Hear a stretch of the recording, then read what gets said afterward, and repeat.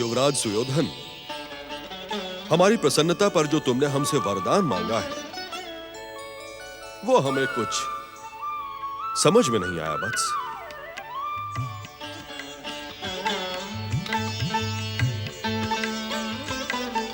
वत्स, इस समय तो तुम हमसे कुछ भी मांग सकते थे, कुछ भी। हस्तिनापुर का राज सिंहासन तो क्या, यदि तुम हमसे इंद्रासन भी मांगते तो हम तथास्तु कहकर तुम्हारी सेवा भावना को प्रोत्साहित करते। ऋषिवर,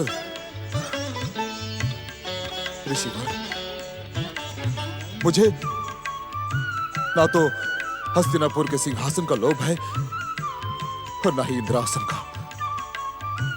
मुझे लोभ है तो केवल इन चरणों की भक्ति का, बस।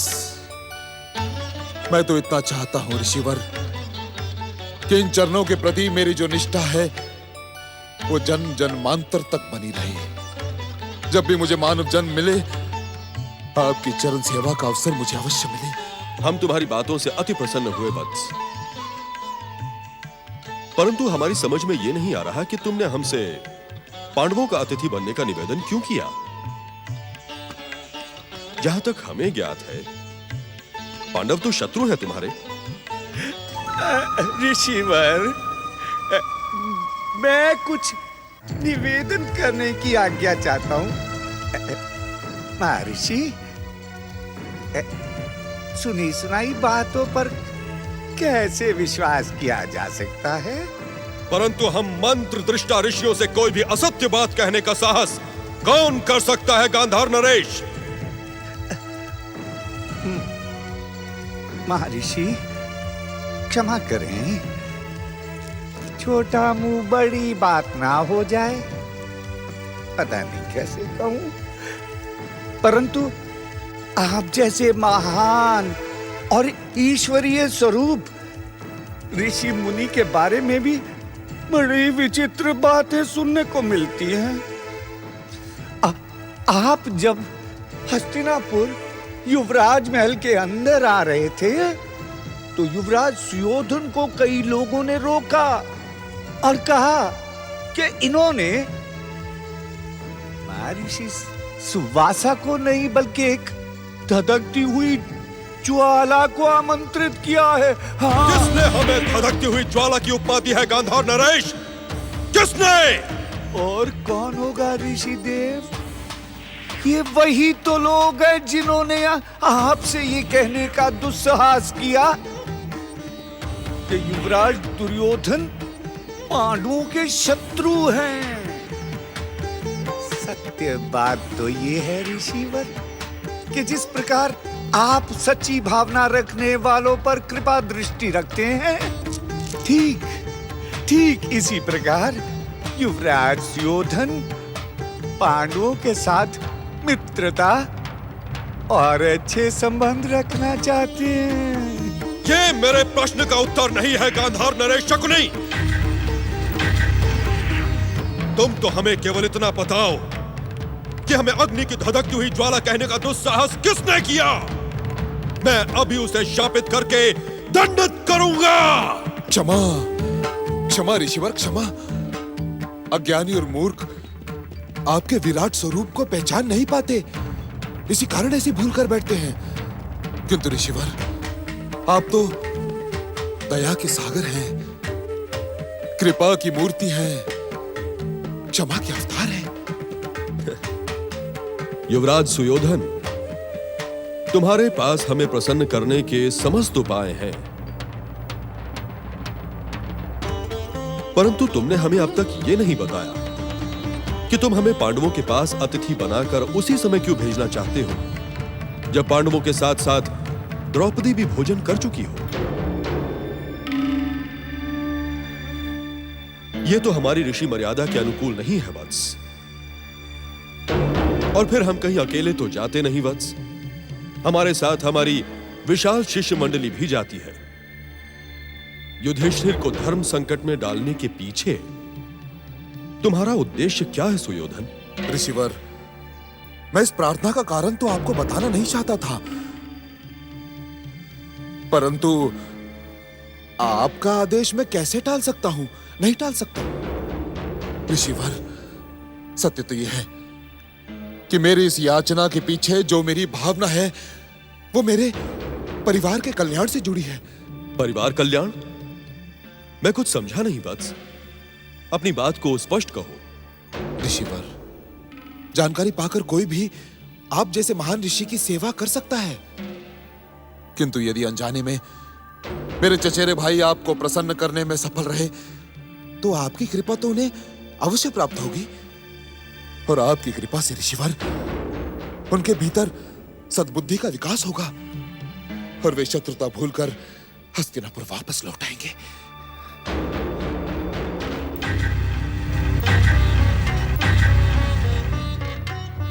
ऋषिवर, मुझसे ज्येष्ठ पितामह और हस्तिनापुर के बुजुर्गों का दुख नहीं देखा जाता, नहीं देख सकता मैं। फिर भी यदि आप मेरी याचना स्वीकार करके पांडवों पर कृपा नहीं करना चाहते तो कोई बात नहीं, कोई बात नहीं ऋषिवर। मैं ये समझूंगा कि कदाचित मेरी सेवा में कोई कमी रह गई, बहुत कमी रह गई। दुखी ना हो सुयोधन, हम तुम्हारी सेवा भावना से अति प्रसन्न हैं। हम तुम्हारी मनोकामना अवश्य पूरी करेंगे वत्स। हमने तुम्हारी भावना और तुम्हारे मामा शकुनी की योजना को भली भांति पहचान लिया है। फिर भी वचन दे देने के कारण हम विवश हैं। हम अपनी विशाल शिष्य मंडली के साथ पांडवों के आतिथ्य की परीक्षा अवश्य लेंगे।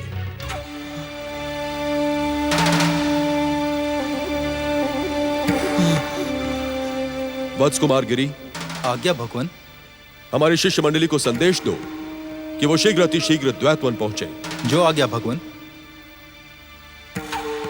युवराज सुयोधन, अब हम प्रस्थान करेंगे। हर हर महादेव! ऋषिवर सुहासा की जय! ऋषिवर सुहासा की जय! ऋषिवर सुहासा की जय हो। धन्य आप मामा श्री, धन्य। आपके आशीर्वाद से सब कुछ हमारी इच्छा अनुसार ही हो रहा है।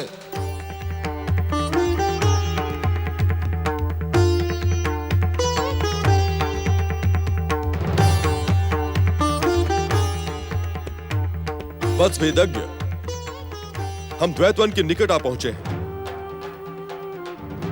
क्या अब तक हमारी शिष्य मंडली के साथ आ रहे कुमार गिरी ने कोई संकेत नहीं दिया?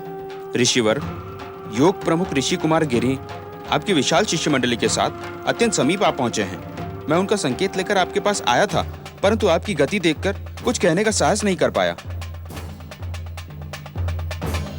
हस्तिनापुर के युवराज सुयोधन की सेवा भावना से प्रसन्न होकर हमने पांडवों की अग्नि परीक्षा का वचन दिया है, परंतु पांडवों के समीप जाने से पहले हम अपने और समस्त संसार के आराध्य भगवान शिव का स्मरण करके पांडवों की यथास्थिति का आकलन करेंगे।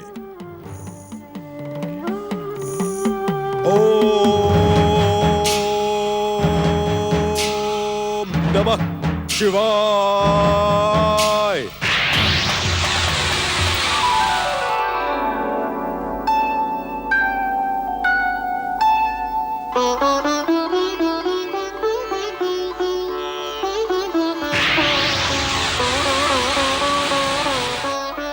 नहीं द्रौपदी, बस नहीं, मुझे भी नहीं।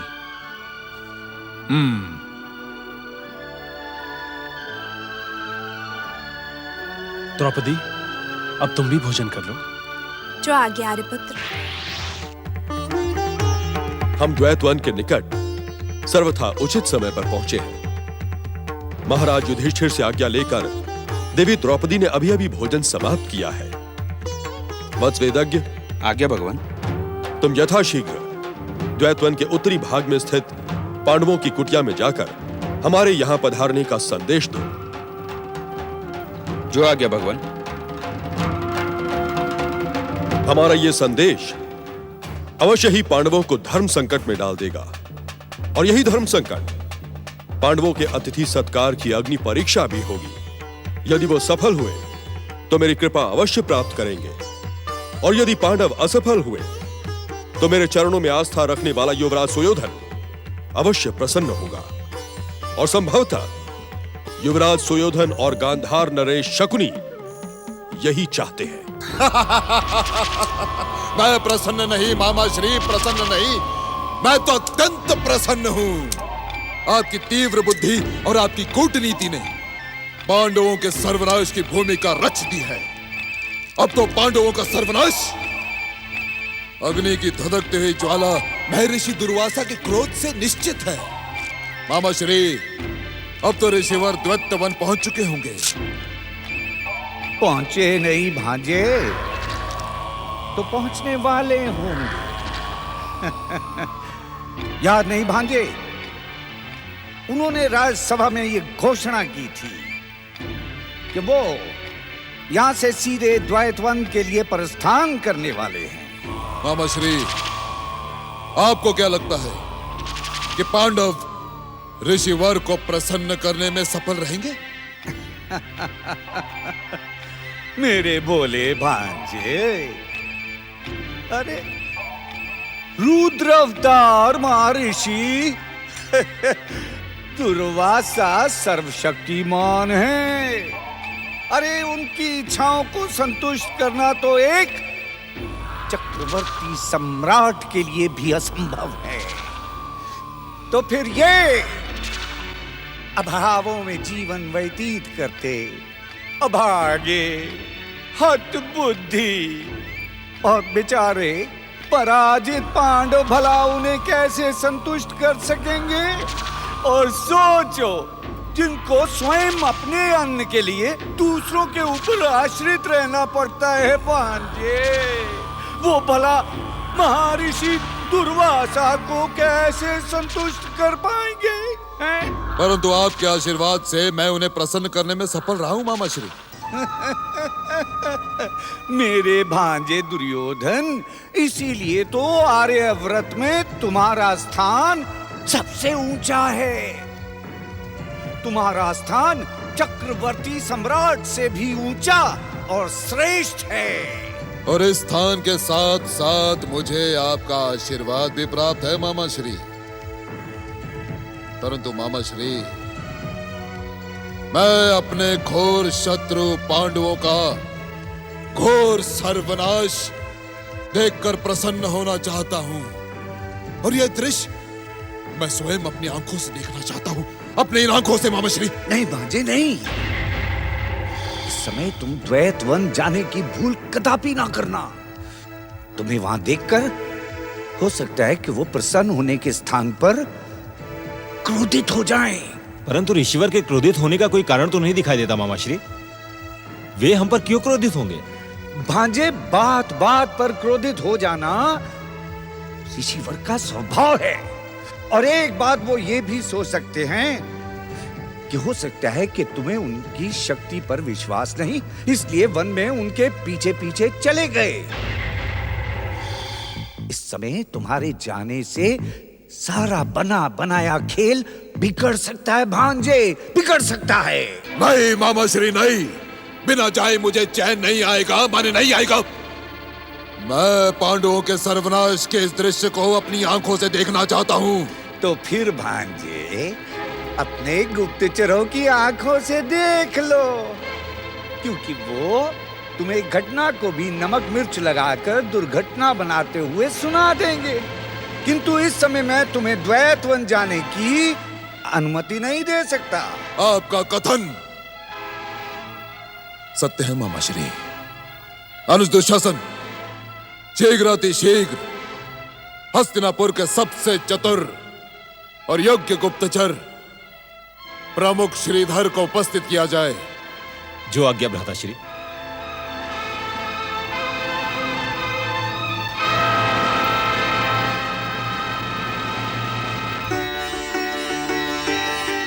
ओम सूर्याय नमः।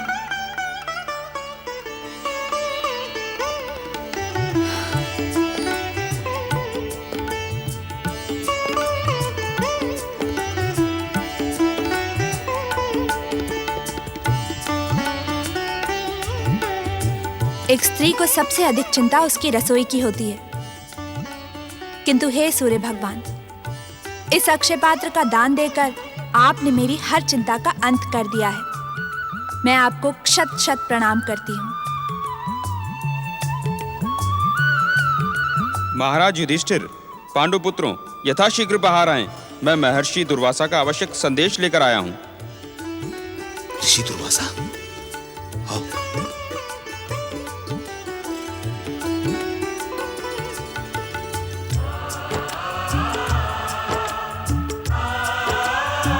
प्रणाम ऋषिवर। महाराज युधिष्ठिर, आपके सौभाग्य में वृद्धि करने के लिए रुद्रावतार महर्षि दुर्वासा दैत्यवन की सीमा पर पधारकर आपके आने की प्रतीक्षा कर रहे हैं।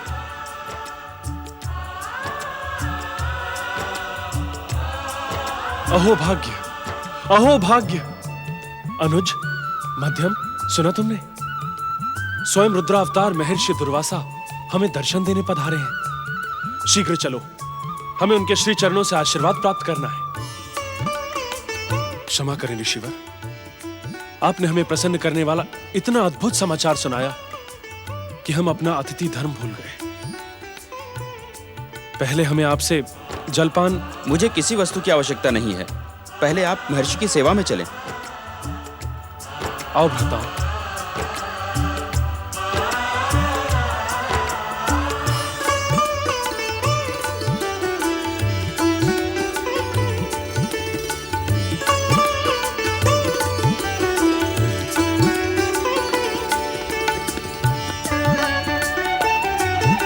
प्रणाम ऋषिवर। पांडुपुत्र युधिष्ठिर, इस समय हम भोजन की तीव्र इच्छा के साथ यहाँ पधारे हैं। आप यथाशीघ्र हमारे और हमारी विशाल शिष्य मंडली के लिए भोजन की व्यवस्था करें।